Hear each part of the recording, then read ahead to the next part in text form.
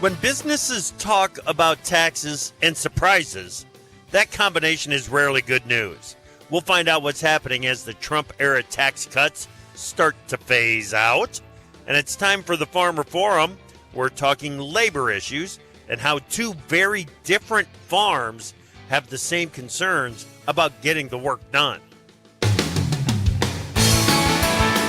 Live from the long trek up Hump Day via Farm Journal broadcast, this is AgriTalk. This morning we'll begin with a conversation with Paul Neiffer, the Farm CPA. Then it's our weekly Farmer Forum with panelists Laura Haffner and Karin Reeves. Directly following the news, Margie Eckelkamp from The Scoop. I'm a handsome newsman, Davis Michelson. Now here's the host of AgriTalk, Chip Flory. All right, Davis. Hey, thank you so much, buddy. Appreciate that. It's a very interesting Farmer Forum here this morning. We both Laura and Karin are in Washington, D.C. as we speak. They are in for an American Farm Bureau Federation fly-in, talking with lawmakers, and today I believe they're in the Senate building, talking with lawmakers about these labor issues, H-2A issues, just general migrant labor reform issues.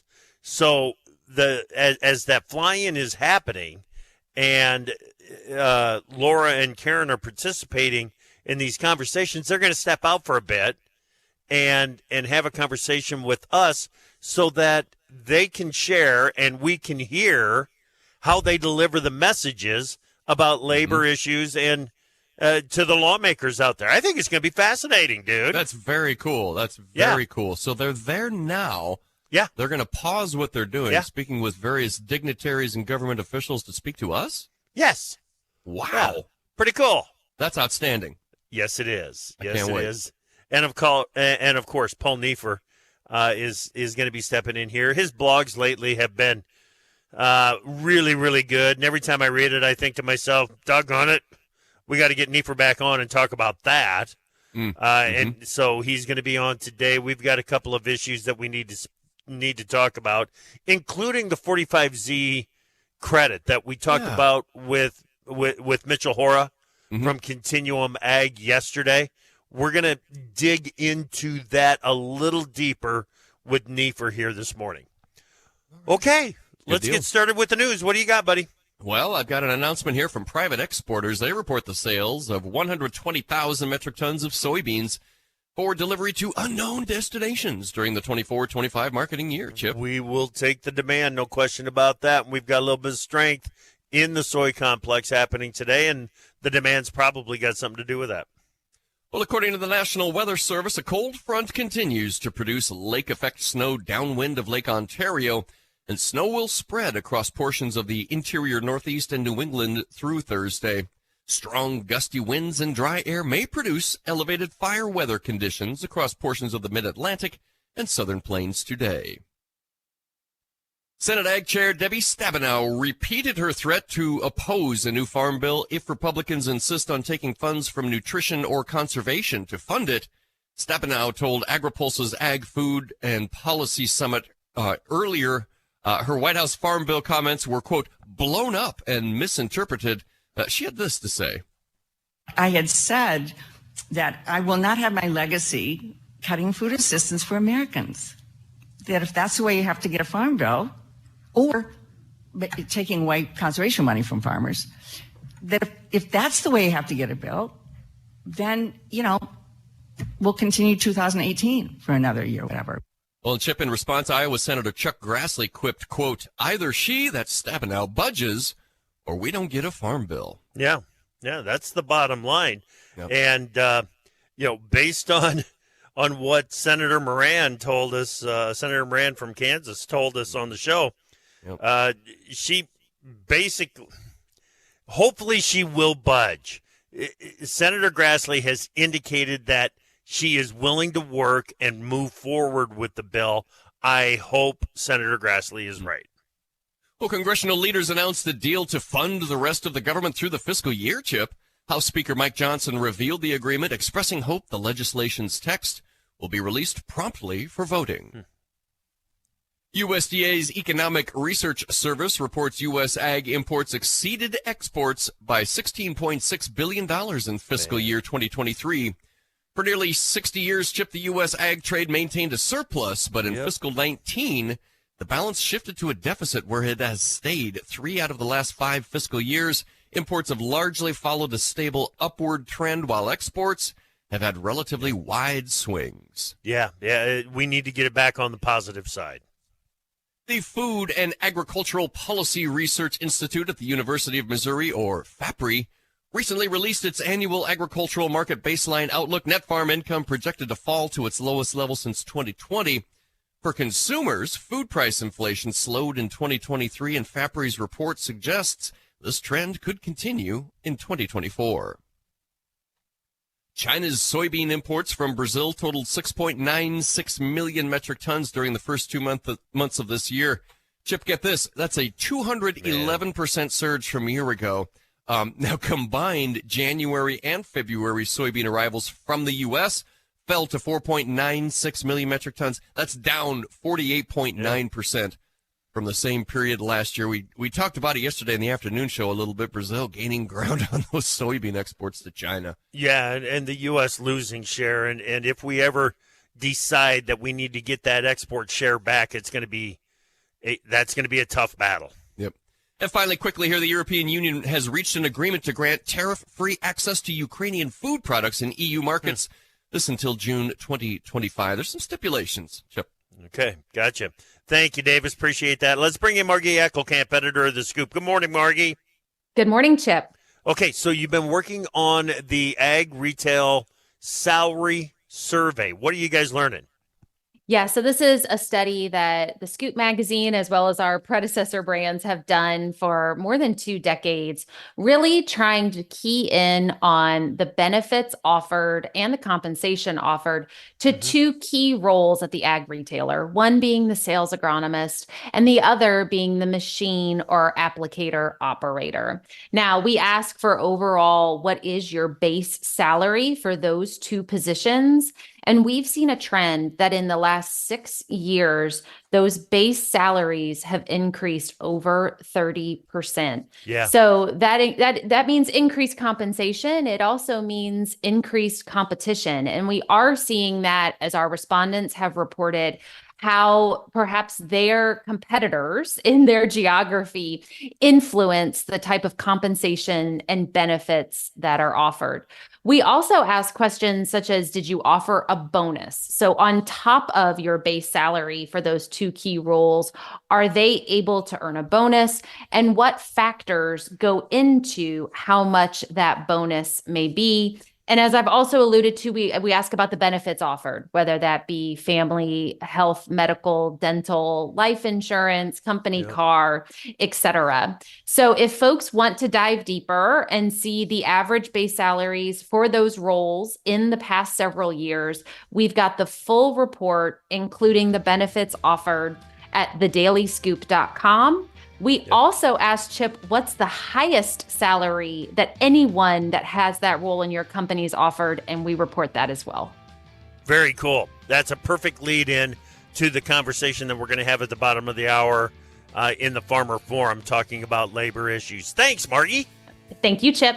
All right, Margie Eckelkamp, editor of The Scoop, www.thedailyscoop.com. Farm CPA is next.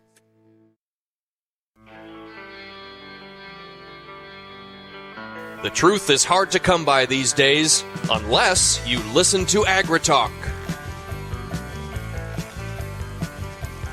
Welcome back to AgriTalk. I'm Chip.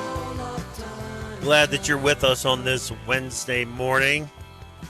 Paul Neiffer, Farm CPA, is always updating us on what's going on in the world of finance and business management, and he was at it again this week. Paul, it's good to talk with you again, buddy. How are you? I'm doing good. Doing very good. Good. You got some weather coming your way yet? We had 30 inches of snow between Wednesday night of last week and Friday morning, but now it's down to about 6 inches of crusted snow. So it's, I think by the end of today, it'll be gone. Wow. It happens in a hurry out your way, doesn't it? It does, and then it disappears almost as quick. Yeah, yeah, no doubt, no doubt. Okay, the Trump tax breaks. Yeah. There's a phase out, a sunset on some of Uh, these tax breaks. When and how might farmers feel the changes? Yeah, so most of the tax cuts will expire after the end of 25. So we still have the tax cuts for 24 and 25. Now, there Okay. is one quirky thing called the excess business loss. It actually doesn't expire until after 2028, but everything else pretty much expires after 2025. Now, the farmers that really are going to feel the pain are the ones that really have been able to take advantage of what's called the Section 199 Cap A deduction. That's that 20%. So the farmer, let's say the net farm income was $100,000, they would get an extra $20,000 deduction. That expires at the end of next year. The lower tax rate. So right now, the old rate was, let's say, 15%. The current rate's 12%. The old might have been 28. It's now 25 or 22. Those all expire after the end of next year. And then for the farmers facing an estate tax bill, right now you can be a married couple can be worth about almost $27 million and not owe any federal estate tax. That will drop in half at the end of next year. Now, Congress may get their act together, and we don't want to laugh too hard about that statement, but they may get their act together and extend some of these. Even President Biden and the Democrats for income under 400,000 would like to extend those, but how are they going to pay for it? I mean, we got a federal deficit just with interest rates alone is increasing the deficit by at least 500 to a trillion or 500 billion to a trillion each year. So, they keep kicking the can down the road. I don't know how much farther they can kick it down the road. Yeah. Yeah. Yeah. I was going to ask if there's anything in the Biden budget proposals that address any of these issues. They would like to extend the child tax credit that was in effect in 21, that $3,000 for kids and then the $3,600. But again, that's like $150 billion cost each year, maybe $200 billion. They talked about going back to the 39.6% top rate this year versus 2026. There was a bunch of other draconian, they want to make capital gains taxes at the full 44.6% once you go over $1 million. And most farmers are saying, well, I'm not going to have $1 million of income. Well, the problem is if you do a 1031 exchange, and we know what's happened to land values here, Chip, in the last 10 years, they might have a $3 million gain on selling some land that they're rolling over into other land. Historically, that's always been tax deferred. Well, now, if they're married, they can only defer $1 million of that. So they might have $2 million of that, and that would be taxed either at 39.6% or 44.6%. So, and then also, most farmers have set up their organizations either as an S corporation or maybe a managed LLC to get out of paying self-employment tax. Well, if your income's above that 400,000 level, not taxable income, but sort of adjusted gross income, you're going to get hit with a 5% net investment income tax or self-employment tax. So there's quite a few things here that are not very nice. Absolutely. On the capital gains taxes, there's been some talk about taxing unrealized gains. Yep, Is that still in the conversation? That's still in the conversation. And I think the reality for the farmers out there that we need to understand is if the progressives, and I'm going to use the word progressives, get in control of the White House, the House, and the Senate, we will see those type of taxes, the unrealized capital gains on unrealized gains and so on. That's all going to happen. Now, conversely, they also want to protect the American farmers, so they are willing to bump up the amount of land that you can defer under an estate from the current 1.3 million up to 14 million. So there's, they are cognizant that the American farmer needs some help, but who knows how much help that's going to be. Yep. Okay. Just got a text from a listener with two young teens in the house wants to know what's going to happen with that child tax credit. Yeah, that's going to be a battle. Right now you get the $2,000 credit. And what we have to understand is even without the $3,000 or the $3,600 credit, the $2,000 credit also disappears at the end of next year. So we get it this year and next year, and it drops back to $1,000 credit.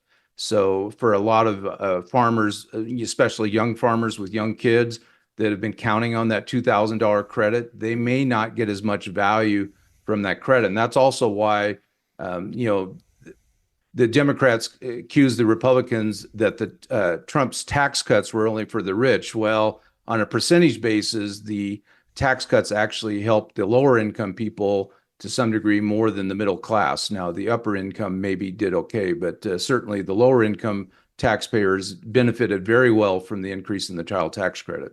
Yeah. Okay. Anything else that we're missing there? The depreciation schedule, anything like that? Well, we know that there's a bill floating in that the House passed. It's over at the Senate. The Senate, I call it dithering. They're not really concerned about it. They want to make bonus depreciation 100% retroactive to the beginning of 23 through 25, but then it would drop all the way to zero in 2026. And what that bonus depreciation is basically all assets that a farmer purchased, equipment, buildings, hog barns, dairy parlors, et cetera. Yeah. Currently, they can deduct 100% of that. This year in 23 was 80, and 24 it's 60, then 40, 20, and then zero in 2027. So that's something that, I don't know if that act's actually going to get through the Senate. The Senate Republicans, I think, as long as they feel confident they're going to pick up a couple seats this fall, I don't think they're really going to push that through. They'd rather pick up the seats, maybe hold the House, and then make some other changes next year and get the benefit when they're in control. Okay. We got enough time to do this. Let's go ahead and make the jump. We had Mitchell Hora on yesterday. Yep. Continuum Ag. You've talked with Mitchell a couple of times on your podcast. I have. And we were talking about the CI score and sharing of the 45Z tax credits for SAF production. It all makes sense to me, okay?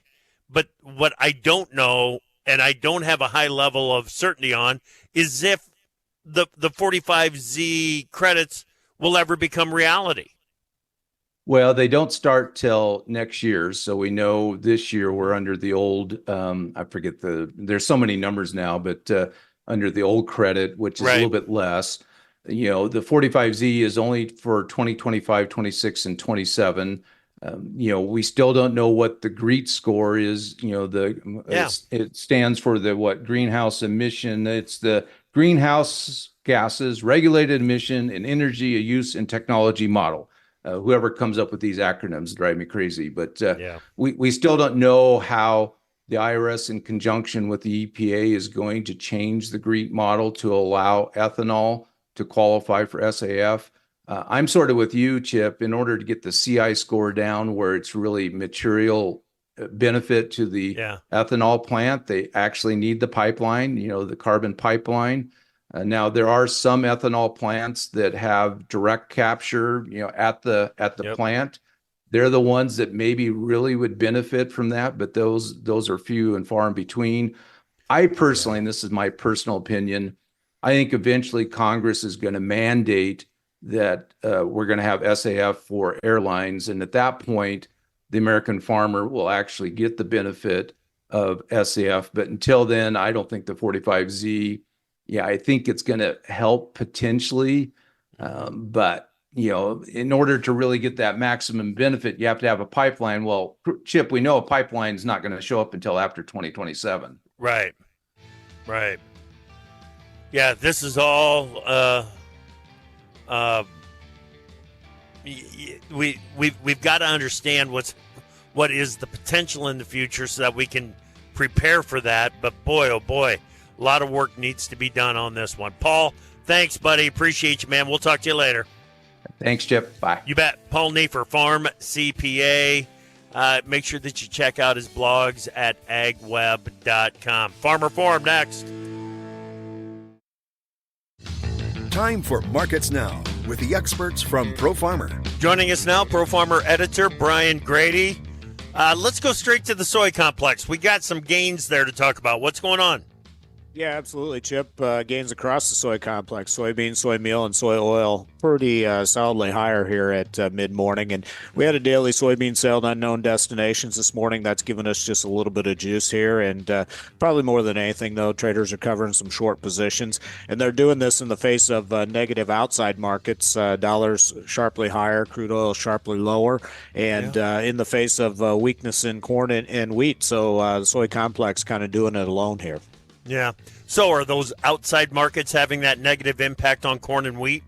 Well, definitely on wheat, I think. Okay. We saw strong gains the past 2 days, and some of that was tied to weather concerns with potential frost damage, freeze damage to some of the winter wheat crop here in the United States. But, warmer temps now, so that's moved by and not nearly the concern. And we saw big gains in the U.S. dollar yesterday, followed up with active gains this morning, and that's definitely deflating buyer interest in wheat.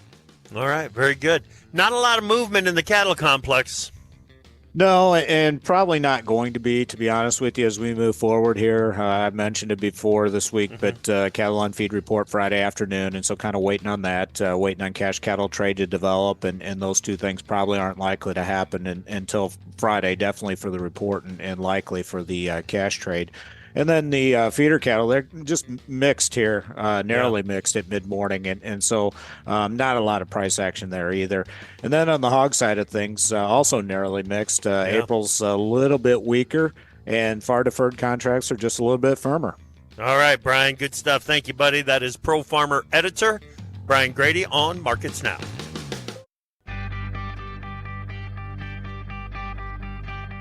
Opinions expressed on AgriTalk do not necessarily reflect the views of Farm Journal Broadcasting, affiliate stations, or sponsors. Do you suffer from talking on the radio phobia? No problem. Send us a tweet at #AgriTalk.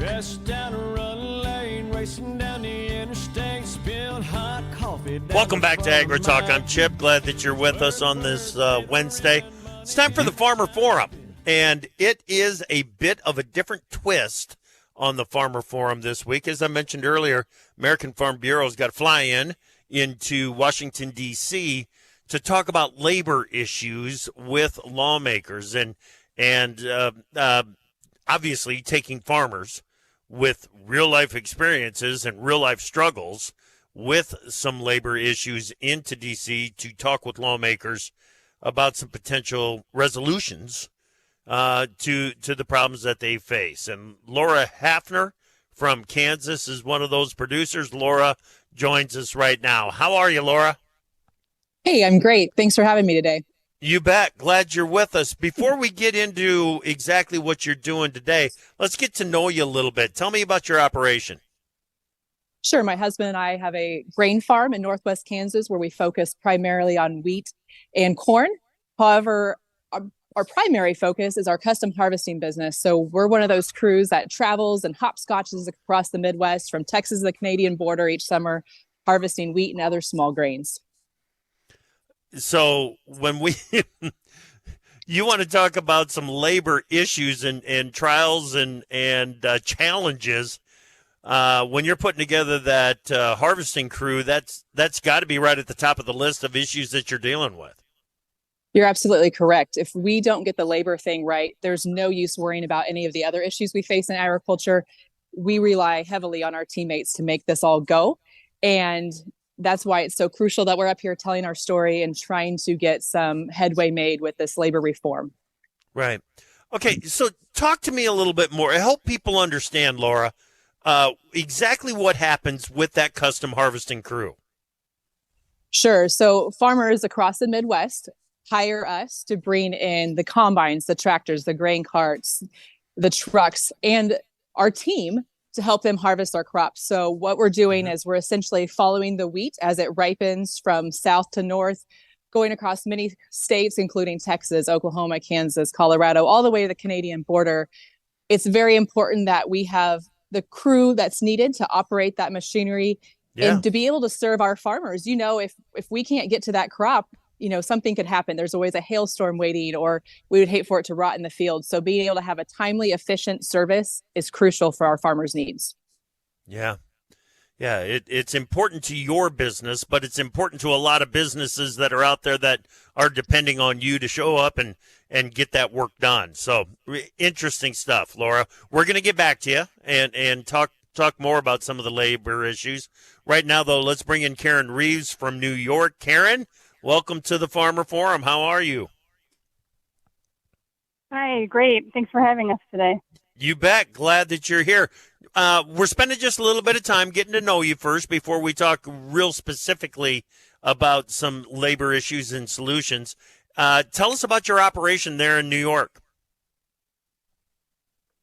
So my family is vegetable and berry growers. I'm a fifth generation of my family to farm in upstate New York. We grow fresh market vegetables and strawberries and some blueberries. So it's all hand harvested, all hand planted. We employ about 90 workers, with the majority of them coming from Mexico on the H-2A visa program. And when you start talking about labor-intensive operations, you kind of nailed them right there with the dairy and the vegetable and produce production, Laura. I mean, as we mentioned with Laura, labor issues got to be right at the top of the list of things that you're dealing with. For us, it's really issue number one. I mean, we can't do what we do without all our employees. Everything being hand harvested, especially things like small fruits and grape tomatoes, they're extremely labor intensive. Labor accounts for anywhere from 40 to 50% of our expenses. So any change in the cost of labor or efficiency makes a big difference for us. Yeah. Okay. Karin, we had Margie Eckelkamp from The Scoop on earlier in the show, and they've been doing a survey of ag retail salaries, and primarily on custom applicators and some other things. But over the past 3 years, the salaries have risen an average of 30%. Does that make sense to you? I mean, is it about a 30% increase over the last 3 years in your labor costs, or is it even more than that? I would say it's probably around that for us. The unfortunate thing is we're seeing cost increases, at that level, and I've appealed to, some of our customers to help us out with some increased pricing, and that's really where the squeeze comes. We're seeing labor cost increases around 30%, during the last 5 or so years. And we're not able to get any more because we're facing increased competition from imports. So that's really where we feel the squeeze. We can't increase our prices. We can't, we have to just absorb that extra cost. Man, oh man, talk about tightening margins. That you can sit there and watch the margins tighten on a situation like that. What about you, Laura? Have you been able to pass some of the increase? Number one, what kind of a cost increase have you looked at on labor over the past, call it 3 years? And number two, have you been able to pass some of those costs forward? We've also seen a steady uptick in those mandated wage rates. Our biggest issue this year is that disaggregation rule that we're seeing, where the job orders have been separated out and they've assigned individual mandated rates per those jobs. This year alone, we're looking at upwards of a 50% increase for those who will be operating our, grain trucks that are hauling grain out of the field. So it's a huge increase. With inflation and things like that, our business has been forced to take some price increases here in the last few years. But to be honest, I'm really concerned about how we're going to be able to pass this on to our growers this coming season. I'm just not sure that the market can handle this. Well, yeah, I sit here and I watch what's going on with the price of wheat every day, and it's not getting any more profitable to grow wheat. That's for sure. If you look at increased costs coming in on the harvesting side of things, it's difficult to pass that on. When you talk about mandated labor rates, Laura, what exactly are you talking about? So when we employ the H-2A visa program, which is the guest worker, the legal guest worker program that allows our seasonal employees to come, I think there's some misconception out there how we pick those wages, but those wages are actually set by the government, by a formula that we use. There's a lot of confusion around that, about how they calculate that, but those wage rates are all mandated by the government, wage and hour. Karin, you deal with the same mandated rates? Yeah, every state has an assigned H-2A minimum adverse wage rate. And, we're required at a minimum to pay that rate. And then as Laura mentioned, there's a new rule that is started this year where we actually have to pay different rates for different positions. Well, yeah, and it as far as I can tell, it requires a wage change twice a year. Yeah, talk about stacking on the paperwork when you have to deal with that, right, Karin? Yeah, absolutely. The wage can change up to 2 times a year. And, what other industry has, mandated wage rates that change mid-season? It just makes it really difficult to predict their costs. And, it just makes hard for farms to budget and really, figure out what they need to charge if they're able to increase their prices when they don't even know what the wage rate might be, mid-season. Right. Karin, what other mandated benefits do you need to supply for those H-2A workers? Yeah, I'm glad you asked that because, in addition to paying the $17.80 an hour, we also provide housing, transportation to and from their home country, transportation to and from work from, their housing, utilities. Those are all provided free of charge to the employee. So, when you think about someone getting paid $17, $18, $19 an hour, depending on what state you're in, and then having all those costs covered, it's a living wage. It is a very substantial wage, and it's a great opportunity for these employees as well because they can take that money that they're earning and go back to their home countries, build homes, potentially buy their own farms. But what we're here in Washington is asking for is just some relief on the wage rate. We're providing a lot of other benefits, and the wage rate has gone up higher than other employment indices, much faster. So we're just here looking for some relief so that, we can continue to farm and we're not priced out. Yeah, absolutely. I want to talk more about the conversations that you were having with lawmakers when we come back after the break and some of the solutions that you and Laura are suggesting. Laura, you've got to provide some of the similar quote unquote benefits for the workers. Absolutely. There's mandated, as Karin alluded to there. Wow. We also have to provide the housing, the transportation. Also, how do they get to the country? A lot of our team members come from overseas, so we're providing all those flights as well. So yeah, there's a lot of benefits that we see, and we want to pay our team members a fair wage, but it has to work for both parties. We value our workers. We could not do this without them, and they become like family to us. So we want to make sure we take care of them as well. Yep. Okay. Like I said, we've got to take a break. We're talking with Laura Haffner from Kansas, Karin Reeves from New York on this week's Farmer Forum. Now, when we come back, let's talk about those messages that you are delivering to lawmakers and some of the solutions that can take some pressure off the labor situation in farming.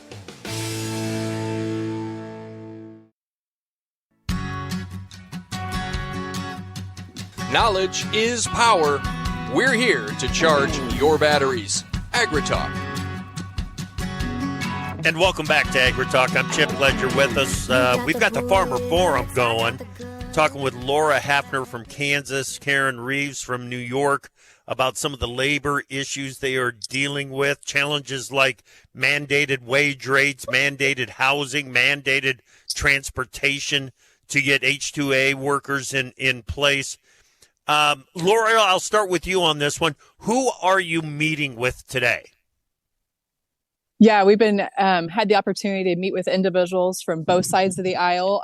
We have some meetings yet to come with Agriculture Committee, USDA, and some other key lawmakers as well. And we've been really encouraged. I've been really encouraged that lawmakers on both sides of the aisle and their staff are willing to hear out, listen to our stories, and they do seem to be taking a concern to that. Okay. What's the number one message that you want to get across?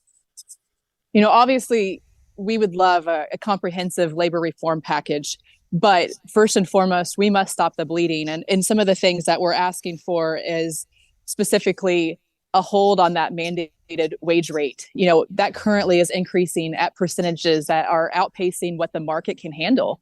You know, we also need to rescind that disaggregated job differentiation, blanket policies like that, where agriculture is such a diverse landscape with diverse needs, and how our labor is, you know, tends to their task. It's just so diverse, and blanket policies like that just don't work. Gotcha. Again, Laura and Karin are both in Washington, D.C. today, flying with the American Farm Bureau, talking about labor issues with lawmakers. Karin, how is that message being received by lawmakers and their staffers? I mean, I'm sure that they're taking notes. I'm sure that they're engaged in the conversation, but are you getting any indication that they're willing to work with you and maybe make some changes? Well, I think they're all very sympathetic to the fact that we are feeling squeezed with, you know, constant increases in the wage rates that are, as Laura said, outpacing the market. So they are sympathetic. I am hopeful that there has been some good studies done there was a working group within the House Ag Committee to take a look at H-2A, and they came forward with some bipartisan recommendations that I think most farmers would get really excited about if they had read it. So I encourage everyone to take a look at that. I am a little bit tentative. Even though I am hopeful, I think it will be difficult for them to make a lot of changes to H-2A without considering broader immigration reform. So we are hearing that from folks, which is hard for farmers to hear, because we really see this as a workforce issue, not necessarily an immigration issue. Right. Exactly. Laura, we're talking about a margin business. You've got costs that come along with what you're doing and the service that you're providing out there with the custom harvesters. The producers on the other end have got their costs of which you are part of it. And Karin, you're dealing with some tightening margins there as well. But Laura, do they understand that mandating wages in a fluid marketplace with moving margins is like impossible to do? Yeah, as Karin said, that they're sympathetic to the cause, but that's a really tough one. That is a tough one. I'm not sure that they fully understand exactly how our unique market works like that. Yeah, Karin, it's I get that they are sympathetic to it, but boy, if they fully understand. If they fully understand the uniqueness of margin-driven businesses and the fact, like you said, Karin, you said it very early in our conversation, these are costs that are very difficult to pass on to your customers. So mandating in a situation like that where there needs to be some flexibility on costs, it's just really difficult to mandate something like that, right? Well, when H-2A was, initially developed in 1986, this wage rate was set up to ensure that domestic workers weren't adversely affected. So what they didn't want was workers coming from other countries and driving wages down. Okay. But what we're seeing now is, we're required to post all our jobs, and we're required to try to hire American workers. We're happy to do that. There's not people applying for these jobs. Unemployment is historically low right now. there's just not the workforce to do seasonal work in our country. So really no one is being adversely affected. American workers aren't being adversely affected by this program. So what we're looking at, now is just a wage rate that is calculated using a formula that is outpacing other, jobs in the marketplace. And, as you said, the result of this is that we are not being competitive, and more production of food is going abroad. This year we were a net importer of food in the United States, and a lot of those commodities were, fresh vegetables that my family grows, and that's disappointing to see when we have the ability in the U.S. to grow a lot of these products, but it's the cost that is driving this to other countries. No doubt.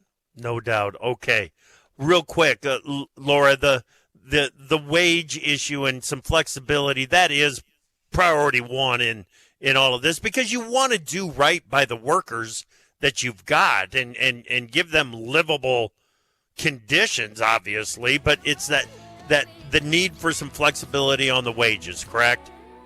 You're absolutely correct. If we could have some relief there, that would be a great place to start. Yeah, really good. You guys, this was fantastic. You're talking about things that not every row crop farmer across the Midwest has to deal with these kinds of issues, but you guys deal with it every day, and annually it's right at the top of the list of some of the challenges that you guys face. So thank you for sharing your experiences. Good luck out in Washington, D.C. Thank you so much, guys. Thank you so much for your time. Thank you. You bet. All right, that's Laura Haffner out of Kansas, Karin Reeves out of New York. Thanks big time to them for sharing their stories today. Come back this afternoon. We've got a conversation with Ben Brown from the University of Missouri.